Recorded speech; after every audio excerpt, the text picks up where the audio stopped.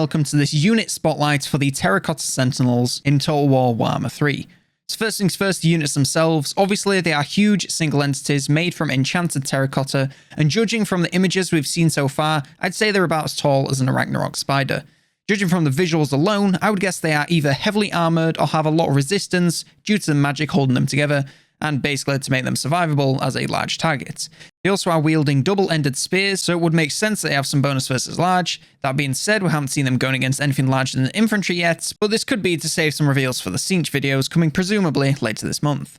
They do great work against the infantry they're fighting in trailers, especially when they use this spinning attack, which sees their hands rotating independently from the rest of their arm, which is giving me heavy Guan Yu vibes. They can also stomp straight on top of enemy infantry, including this unfortunate Forsaken. Their entire bodies are glowing with this golden light, which could be from the magic that's binding them together. This might mean they do magical damage, or have a few auras we don't know about yet. This could include some encourage for nearby troops, since we've always seen them alongside infantry, but this is more likely so we have something to compare their size to.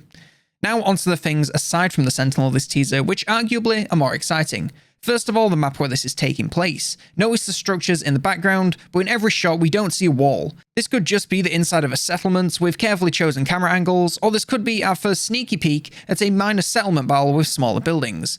Now I know this doesn't really tell us anything, but if this is the case, it's looking pretty cool with some nice wide channels in between buildings and choke points to hold down rather than open fields, which we all know and hate. Next, we also have a few other units that we see in this teaser. Of course, we see the infantry on the cafe side. These look to be less armoured spear units, most likely they're starting infantry units, judging by the lack of armour, and mostly wooden weaponry. We've seen several tiers higher than this previously in trailers, so if every class is as fleshed out as this, we should have some chunky rosters on launch.